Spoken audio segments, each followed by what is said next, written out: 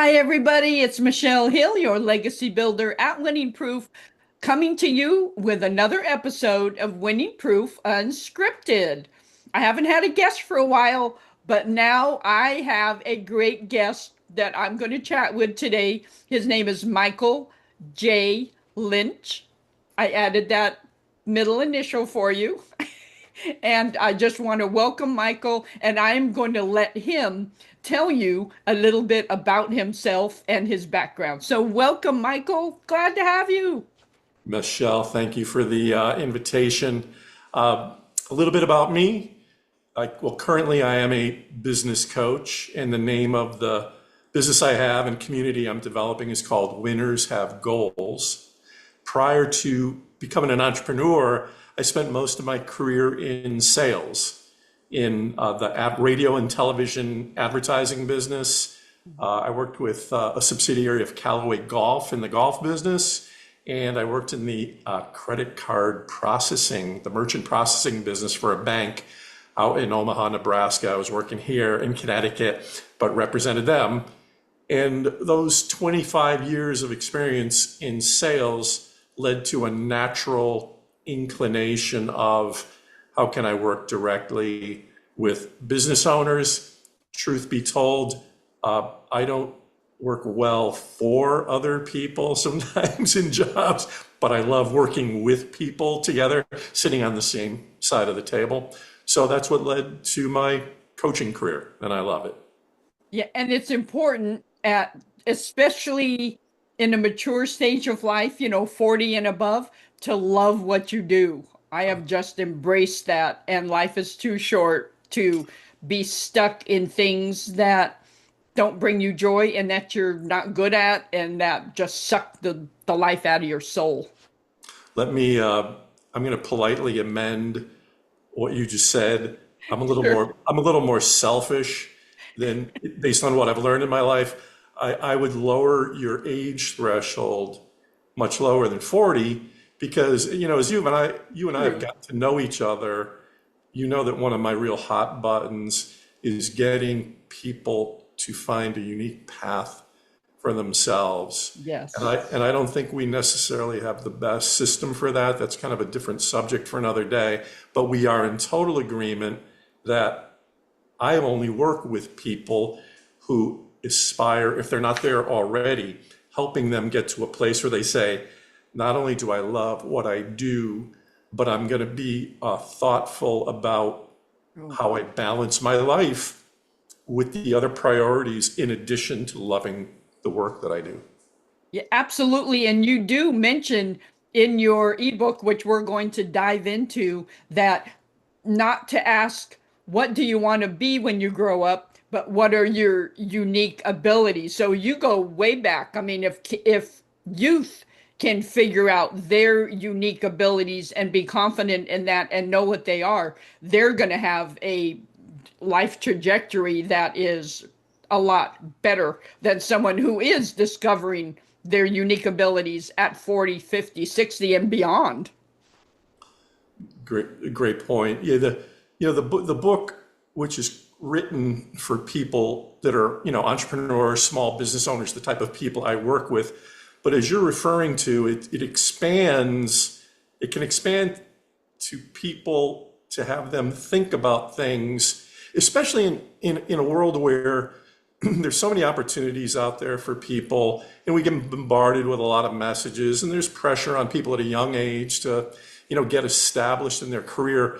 I think you can still do whatever you feel obligated to do at that phase and still go through some type of, introspective process on we need to celebrate, Michelle, and you know this, we need to celebrate the fact that there is no one on earth like you. There's no one on earth like me. And I don't think we do a good enough job with that. Whereas I think back to, you're correct. I did not like the question, what do you want to be when you grow up? I had the greatest parents in the world. Dad was a World War II veteran, came home, worked in the post office. That worked for him. My mother raised three children. I'm the baby of three. And so in that environment, I admired them. I loved them. But that wasn't a stepping stone. and the whole guidance counselor thing was a little confusing to me. So yeah, it's a tough question at a young age of what do you want to be when you grow up. And as I referred to in the book that in the reference you made was, I think we can ask different questions. And if you ask the question, Michelle, if you're 18 years old and I say, Michelle, what are your unique abilities? You may not rattle that off because you're not Yes. asked that question or taught to think that way. But that's not a reason to not find other ways to allow this stuff to come out.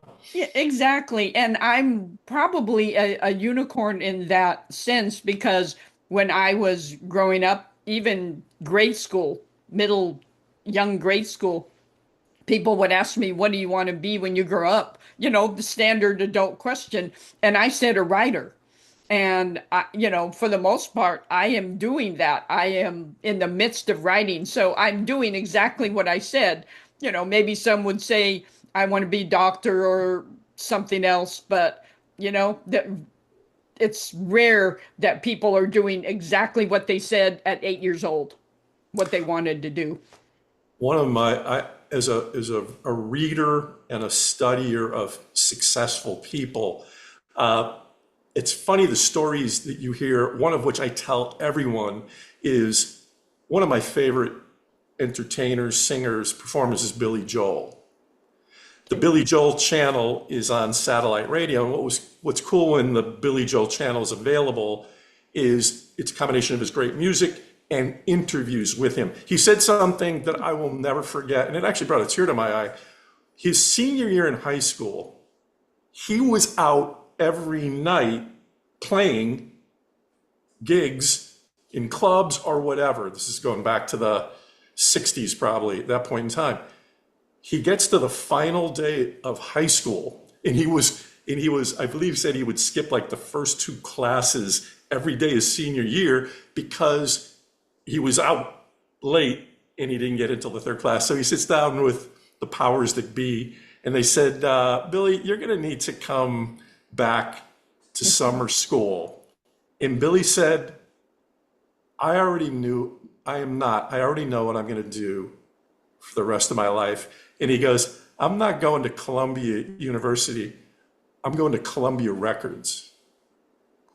And I thought, now that is an extreme example of, think about the parental or authority figure in your life who will admonish someone going, well, you're not Billy Joel. Not looking to make that kind of comparison there. But I look at that and say, why was somebody like him, or even using your own instinct that you just said about knowing about, why is it that some people are able to see and hear and feel and engage in this thing? I kiddingly say to people, thank God Billy Joel didn't have parents or authority figures who told him to be a plumber. And I say that with all due respect to plumbers. That's a wonderful profession. He just said, you know what, I am following my heart. I use that as one of many examples of people I see where it's like, wow, some people really knew that right out of the gate. And I will always invest time in my life working with people on, even if you're not Billy Joel or Jimmy Buffett had a similar story. There's so many stories out there that we can all be like that if we're interested in discovering that. Yeah, exactly. Yeah, the interest is the operative word, interested in discovering it. So your ebook, Winners Have Goals, states on the very first page, you say, join a heart-centered business community living purpose-driven lives. So describe a heart-centered business community and why that is important to have. It's important. The heart-centered part is, I lead with love. I lead with compassion. I really give thought to how I treat people, customers, employees, any stakeholder in the business. That's the heart-centered piece where there's an emotional, we're here to do, I like to say we're here to do God's work. We're here to reflect love. We're here to show our unique abilities. And purpose, obviously, and that to me, these things are tied together, heart-centered, purpose-driven. I believe, and I know I'm not the only one who feels this way, but I feel every life has a purpose that plays out in a variety of forms, of which we've already been talking about. There's certain things that we are gifted and capable of doing that when we do them, it just brings maximum joy to the world. So heart-centered, purpose-driven, I think to explain it another way, Michelle, is I'm very sensitive to, having gone through it, of working in what I call transactional environments. And, in every business needs to hit its numbers and all that. I'm not debating that part. But you can get to the point where you can be too transactional, too not heart-centered, too ruthless at times. And I look at this as, how do we expand the joy of in this case, what we're talking about with the ebook, the business owner, how do we expand the joy, expand the freedoms? And we're going to do that if we're speaking from the heart and we are focused on what our purpose in life is. And I do realize that is a heavy lift. That is a big ask in society based on how we're typically raised to compete in the working world. Yeah, that is so true. And like you said, we're trained to compete a certain way in the working world. And like you, I don't fit in to the corporate standard. I have done that, but it's just not a good fit for me at all. So what I was in reading through your ebook, which I just found, engaging and fascinating. I want to read a quote that you state on page 2. I didn't get very far before I started highlighting and the passages, but you state on page 2, winners have goals is a name chosen to reflect the courage of being yourself and confidence to express the dreams and desires in your heart. This is a journey of intentional choices, not reactions to opinions or circumstances. So, explain why making intentional choices is a better course of action than relying on our reactions to opinions or circumstances. It's that's a big question. It's not easy to answer. So much of this stuff, Michelle, as you know, comes from life experiences. Where that quote or that feeling comes from is, I will always go back and scan how I've gotten to where I'm at. Mm-hmm. And I'm a critical person when it comes to, Michael, what really worked for you? And again, I grew up in a great environment. There was nobody doing anything malicious to me by any means. But as you go through life, you start to look back and say, I wish I'd known a little bit more about this then. Of course, I wish I'd made this decision then. And we can't go back and perfect that by any means. But what I find, and now let's fast forward to 2025, it is so obvious the number of, and I'm getting away from business now, mm-hmm. It's so obvious to turn on the news or be aware of cultural issues. And the way I interpret it as a non-psychologist is, I just see a lot of people out in the world screaming, I am not happy. Yes. That's not what they're literally saying.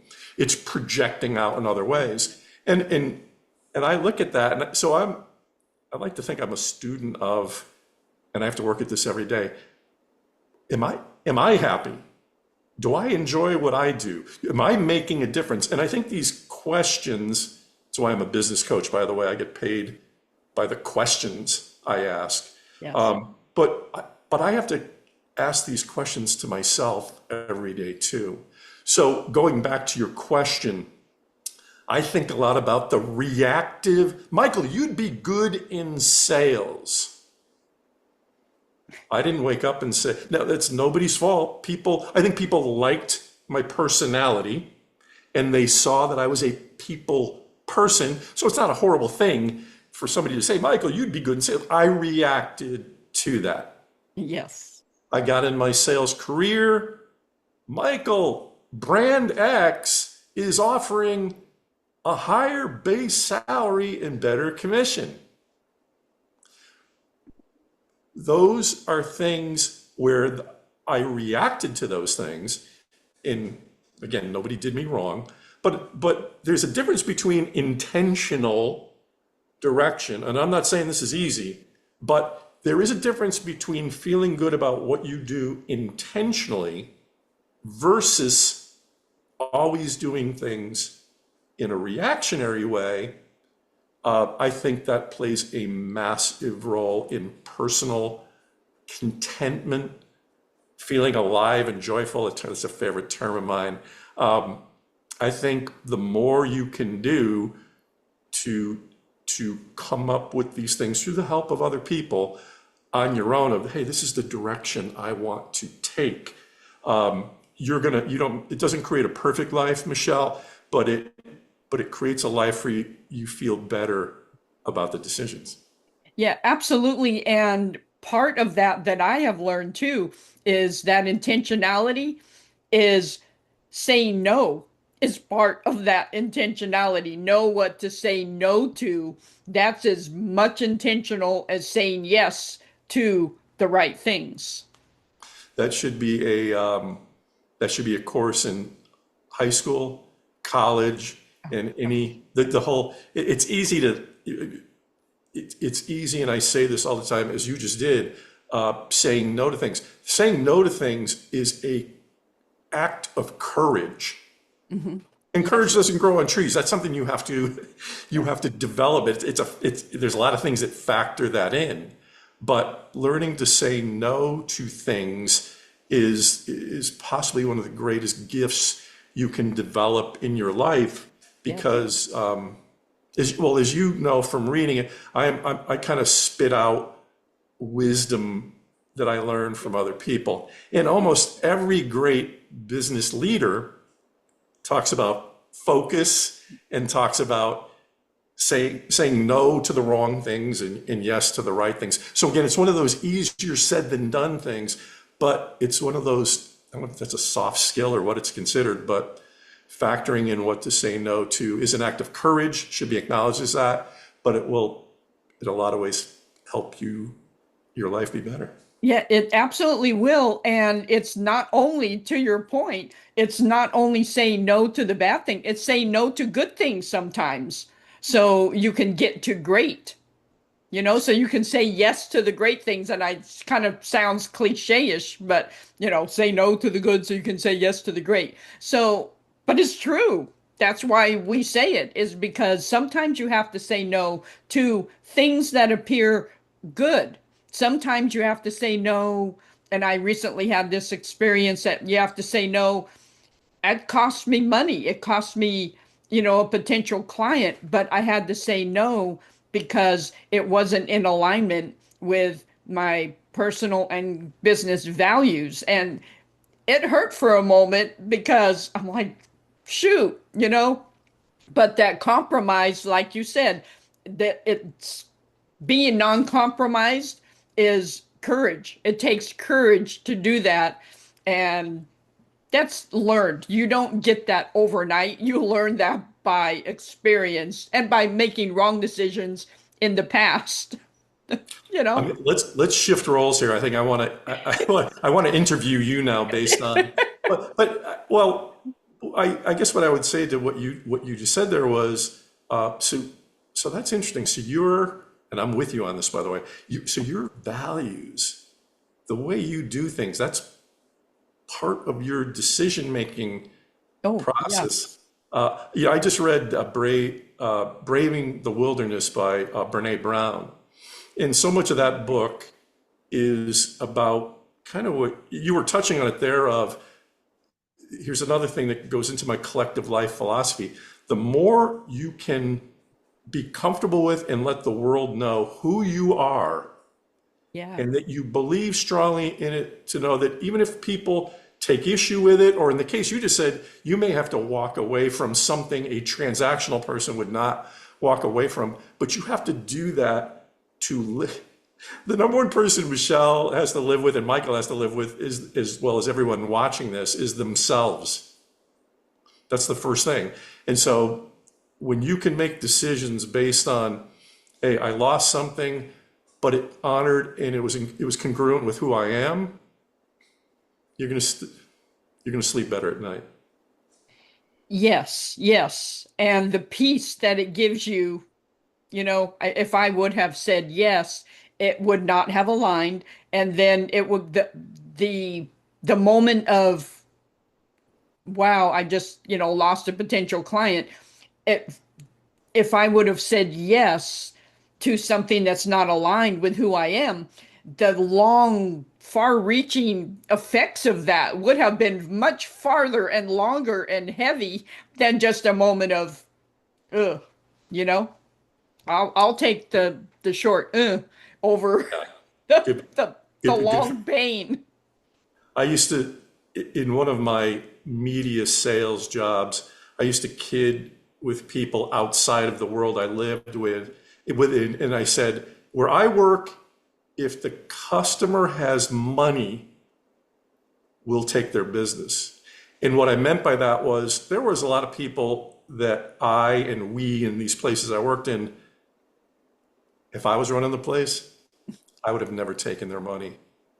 And Yeah. that's a whole nother, well, you referenced it in your own business there, that if you want to feel joyful and excited about what you do, it doesn't hurt to have values that say, hey, this is the kind of person I work with, as opposed to if there's a long, line of people that all have, well, I used to say checkbooks, or however they choose to pay now, but just because everybody lines up and pays, is willing to pay, in my opinion, isn't worthwhile because, as you said, I think business people, small business people should reflect, their values should be reflected in who they work with. If you, Michelle, or if I spend all of our time in, people that drain our passion, they pay late, they do things like that, that's still a choice people can make. But you know what? That'll be the race to the bottom as quickly as possible if you're not regulating who it is that you work with. Yeah, absolutely. And the happy ending to that was I was able to refer her to an esteemed industry colleague that it was a perfect match. Not that either one of them were bad in any way, good people, but just it aligned, his business aligns with who she is. And she was all about, being authentic with herself and her business. Good. I applaud that. Here is a solution. I'm not it, but here's a solution. So I was glad I was able to do that. But, it's part of it. It's just part of the journey. You're braving the wilderness. One other book plug.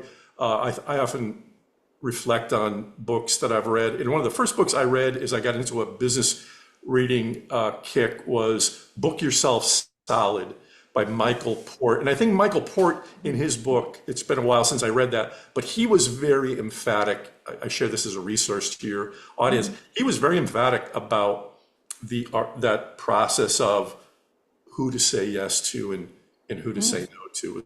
It was very good. Okay. Yeah, I've heard of that. I have not read it. It's not in my library back here. There's too So damn many books out there, Michelle. there's so many that I have not conquered yet. So you state again on page 5, and I'm being specific here because I want people to go buy this ebook and absorb this material, this content that you took so much time to, put out there in the ebook. So you say, I am pained by people who live in survival mode, define their lives as busy, can't explain their desired destination, and struggle to live up to the standards of others. That was so deep in just that one sentence. So, why does that pain you? Is my question. And what can people do about living in survival mode? Where that pain's a good word. As someone who's a beneficiary of therapy, Yeah. I learn a lot about my own pain and how that affects things. And I think one of the things that pains me the most is when I find people, this can be true personally as well as business, people who don't have time for me. Mm. Not, and it's, I don't mean I want to sell them something. Why aren't they? Most people, a lot of people like to let you know their lives are insanely busy. Crazy busy, we call it. I'm crazy busy. I'm not here to judge or tell people how to live. I asked a buddy of mine one time, and I stopped him in his tracks when he told me about the kids, wife, travel teams, blah, blah, blah. I said, are you winning? Ooh. I love to ask painful questions. That's actually a positive. And he stopped in his tracks of when he talks about his life, I get tired. Is how I Hmm. like to explain this guy. And he goes, well, what do you mean by that? And I said, you're you and your wife and your kids, you're making choices that you feel are the best for you. Yep. Is it getting you to where you'd like to go? And he was like, wow. I was like, I didn't think that was that profound a question, but I wanted to kind of knock him off his game. By the way, this person's a wonderful man, wonderful father. I don't have a reason to think otherwise. But I thought that's one anecdote of, I start to then think to myself, well, what do we have time for and what are we too busy for? Yep. And if you are the busiest person on earth, and here's another key question. This is a very complicated one. Michelle, you may want to write it down. 3 words. Are you happy? That's an interesting question just to ask anybody. You could ask somebody on the street, and it'll be confusing because they won't know why you're asking it. But I hope, however people choose to live their life, they can answer with a sincere yes, I am happy. My impression is people are in default mode of, I got to stack 80 Yeah. gallons of water in a 40-gallon jug. I measure success by activity, that activity versus productivity thing. Oh gosh, yes.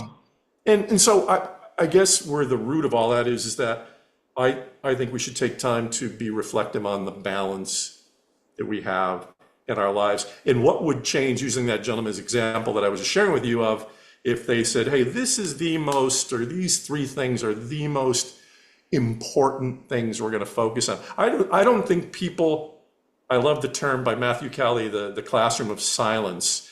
I think most people don't take the time to sit quietly at any point in their life and just reflect on what's important to them. So that's where that Yeah. frustration comes from my part of, I'm not convinced, again, don't want to tell people how to live, but I am not convinced that busy is the result that truly makes people feel purposeful and happy. Yeah, absolutely. I did resonate with that. And I was in some networking group or some mastermind group one time, and or I heard this, I don't know where it was, but it was said you can either spend your time or invest your time. And we've all heard that, but oh, you're shaking your head like, yeah, that's so, like, that really affected me. And I really have kept that in the forefront of my mind since then, because I can spend time binge watching Little House on the Prairie or the Waltons. Anybody who knows me knows that I am a Waltons fanatic. And so, or The Office, I do like that too. So, I will binge watch because I need detox time from sitting at this computer. And so, am I spending time or it's investing time because I'm investing time in detoxing my brain from all the activity, or I can invest my time by reading. I can invest my time by, cooking something that I really enjoy, stuff like that. Or I can spend my time scrolling through Instagram post, Facebook post. Is that the best use of our time? Probably not. Here's what I take from that. Okay, so a simple phrase is spend time, invest time. You, you and I, if we wanted to, could host a workshop on those four words. And the key to the workshop would be people have to turn their phones off, have to get into an environment where they'll speak to each other candidly. And those four words, just to allow people to sit and see the reason those are four words, but there's a reason why most people won't spend time reflecting on them because of course they're too busy. But it's things like that though that it's not complicated to reflect on or have an opinion. So, well, Michelle, before you made that statement, what is your interpretation of spend, invest? I want to get a clarification on that, and then you'll clarify it, and then Exactly. Yes. then hopefully that would open the door. The reason I'm picking on this is as an advocate of community, as an advocate of brain power. You use the term mastermind. That's a term most people don't quite know what that means literally, but it's what happens when we put the brakes on our lives intentionally, that word came up earlier, Yes. just for the purpose of, Michelle, you and I have only gotten to know each other recently. It's not like we've been buds for 40 years. Yeah. And in this brief time, it's kind of wild what I've learned about you and what you do and where you live and what you believe in and all that stuff. But it all takes intentional time with others. So I don't mean to get too far off this path of the book, but if you get to know me, something that's consistent with it is one of the things we talked about in the book is transformational relationships. Those are the kind of relationships where you actually sit down and take some time to get to know each other way beyond so what exactly is it that you sell, Michelle? Or what is it that I sell? Yes. Hey, commerce makes the world go round. You are a more interesting person, and I am a more interesting person, I hope, than any commerce, Oh, as needed as that is. But, exactly. but the people involved is where all the gold in life is. Yeah, and we're not going to be, as you said, best buds with everybody we cross paths with or meet. Some click and some don't, and some are very polite and courteous, and then you wave goodbye and you never talk to them again. Some you do establish good connections with. So but you don't know unless you put this thing down and actually talk to people. One of I love questions, and as you saw in the book, and I've been kind of interested the reaction, and I think I've asked this to you, but an interesting question to ask someone, even if it doesn't sit right with them, is how could we hypothetically grow together? That was your first question when Yeah, we met on LinkedIn. and I'm learning, like a lot of things in life, that question is better suited for some than others from a comfort standpoint and things like that. But I just love that concept of even if you just throw the question out, Michelle, and there isn't a black and white answer to it, Mhm. just let the question sit out there Mhm. for weeks or days or whatever. Because think about what you can infer in those five words. How can we together? Mhm. That implies more than just we were just two ships passing in the night. Um, and then the four-letter word, grow. That Mhm. how another question is step away from that. Michelle, how do you want to grow as a person? Michael, how do you want to grow as a person? Again, not everybody's ready for a question like that. Not everybody believes in growth. but I I'm just fascinated by the fact that simple questions can, and as you said, you're not going to be best buds with everything, but I will come back and say, but you can increase the chances of being a good partner with somebody, friendship, uh, just by the nature of what you ask Yeah. them and allow them to reveal. Yeah. It's conversation, it's conversation. And that's all. It springs from there. Sometimes it just like falls flat. And if that person is not willing to or capable of expressing themselves, and that's okay. That's okay. But you have to talk to people and communicate. And that was, like I said, the first question that you asked, how can we grow a relationship, a business, besides, talking about that sale? What do you do? How can I refer people to you? The superficial business stuff, just asking questions and Well, vice versa. let's use a real live example. We don't have a long history, but in the spirit of that question, you reading my book, now it's a massive benefit, by the way, that you do what you do for a living. So you weren't just anybody reading my book.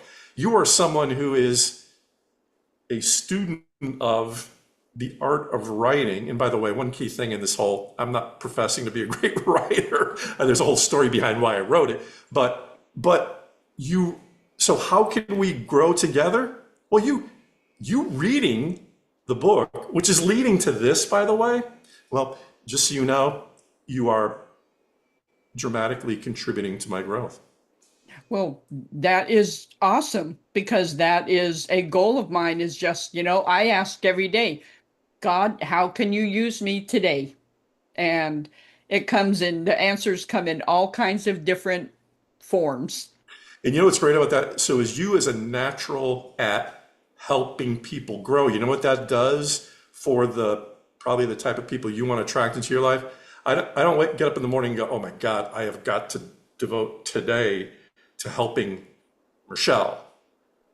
It's already deep inside me of, I see the graciousness. I have this appreciation for what we're doing right now. It's just a natural thing of, I am naturally going to think about ways to assist her. It's just kind of funny how that works. If you lead what, we talk givers, a giver's mindset, well, that pays off every single time. So Yeah, it does. And it's a natural thing. It's not something that is forced. It's just I want to be available. And I know you two do too, is just be available to help people. And it's not always business related. Sometimes it's a smile in the line at the grocery store or some other, way, but it's I used to have, just having that willingness to do it.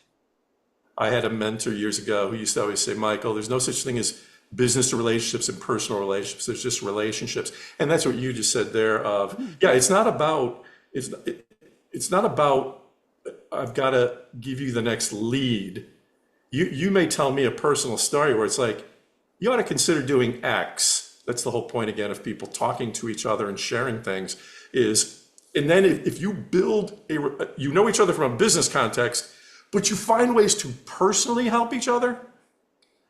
The one last thing I want to say about if you run into someone and if you choose to ask the question, how can we grow together? If the person will just initially engage on that and even attempt to, I'm going to go out on a limb and say, you got a better than even chance of developing a key relationship right there, just because they were willing to contemplate that question. Yeah, very much so. Yeah, I agree with that. And I want to go on to another part that I loved about your ebook. And I'm going to quote you on this one as well, because I don't want to ad lib it. You say, I love it when I can say, I suck at whatever, XXX, XXX. I suck at this area. You will too. Free yourself from feeling enslaved and obligated to do work that doesn't bring out your best. Now, why is admitting our I suck at areas so important for our personal and business growth? Go back to if you, in the beginning, as you saw in the ebook, I made the reference to the fact that I could find Mongolia on a map, and I knew who the Yep. four people were on Mount Rushmore. But Yes. I then listed for you the subjects that did not sit Hmm. with me, and I put in there, rightly or wrongly, as a young person, I was like, wow, I gotta know a lot about everything. Found that, in addition to not knowing what I wanted to be when I grew up, I found those things to be very made me insecure as a young person. I then get into corporate sales. Hmm. Well, in retrospect, there are a lot of components to being a great salesperson. Most sales environments are, you better come across as being great at everything, even though that is not even remotely true. So I think where that term came from, believe it or not, is another great author, Pat Lencioni, who's written a lot of books about workforce, six types of working genius, I think is the book I read of his. And Yeah. he was the person that talked about keep in mind themes that we're talking about today: freedom to be who we are. If you can have a conversation, a lot of people in a corporate world can't do this. If you have the freedom to go up to somebody in a collaborative environment and say, let me tell you what I suck at. Well, you know what that means? Whatever that topic is, if you're in the right environment, somebody is wildly great at that. Well, you know what? That to me is a relief because, okay, good. I can stay in my lane Yes. with my gifts, the things that make me really happy, and that stuff that would make me want to hit my head with a hammer. Yeah. Well, there's somebody that's already gifted with that. This stuff is so, Michelle, when you play it out, it's so commonsensical. But another thing we've been talking about here, you have to push back on conventional. What do you mean you can't do this? You can't do that? Now, you know what? As you saw in another part of the book, I want to hear the list of things that captivate and inspire you. Hmm. I don't want to hear about the laundry list of things I know you are technically capable of doing. Don't get me wrong on that. I do things every day that I capable of, do not enjoy doing. But let's really lock into that. And if you can get, goes back to unique abilities. If you can lock into what captivates and inspires you, there's no, you can laugh at the what I suck at part because you've already presented this phenomenal other side to you, which is what people value about you. Yeah, and it helps you value other people. I mean, I suck at number calculations, fitting numbers together. Numbers are just such a nemesis to me. Accounting, the logic of numbers, phew, forget about it. But it really makes me appreciate those people who are gifted in that area. I love that, and I can celebrate that with them. I suck at it, but they might, you know, suck at something I'm really good at. So we have no business being proud or overly, haughty about what we're good at because, somebody else is good at what we suck at. There's if I'll tell you that's a freedom moment in time It when is. you can say all these is you hear in these themes. This is all about we all want to be seen for who we really are. Hmm. And I think a lot of people, including me for a long period of time, especially in my sales career, I spent a lot of time projecting to the world that I think in some ways I wasn't, that isn't really me. I try to juggle and be great at 90 different things. That's not who I am.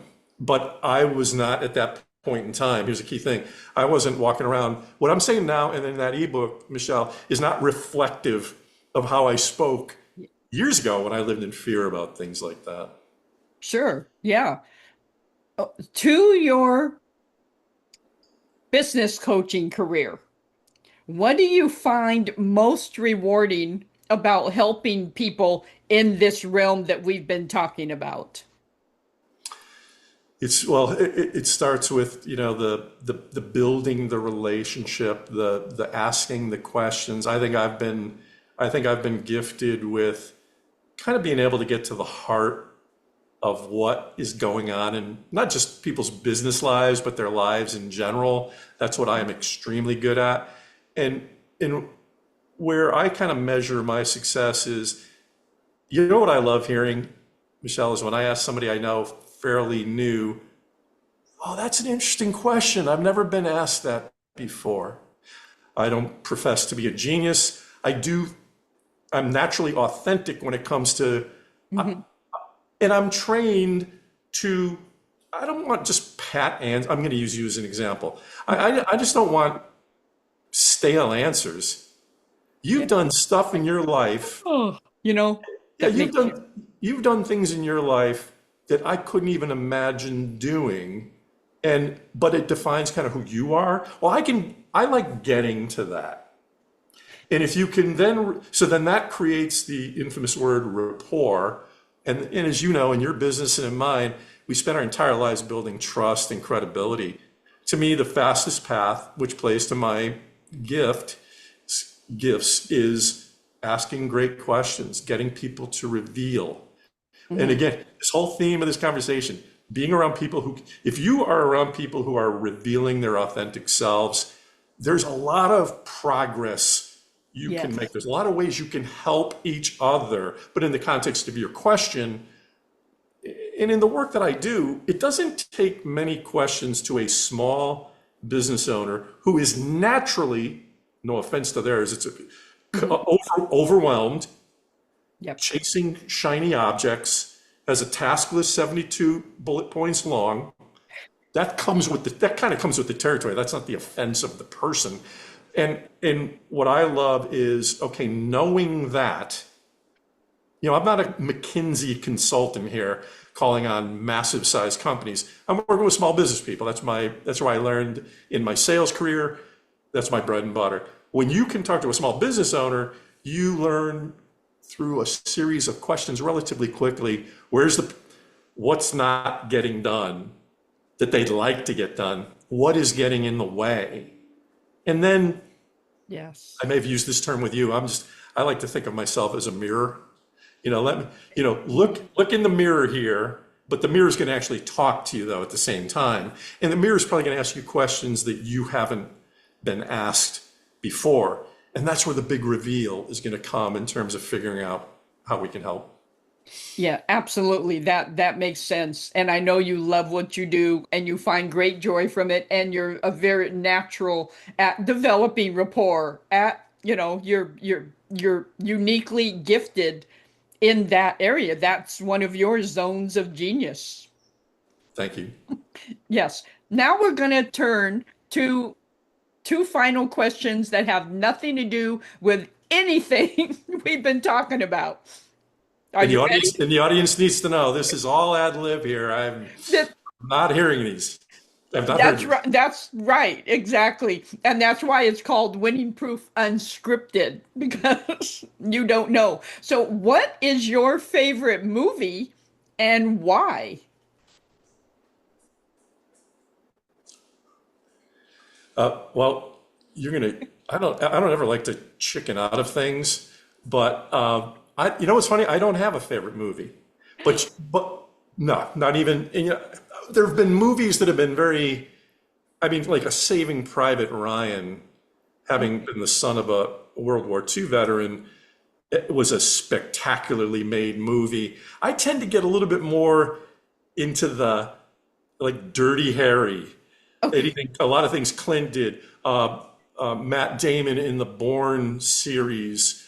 Um, so I'm not trying to weasel out on you here, Michelle, but I met Mark Wahlberg years ago, so I pay close attention to the work Oh, he does. okay. And I love movies, but to have Mhm.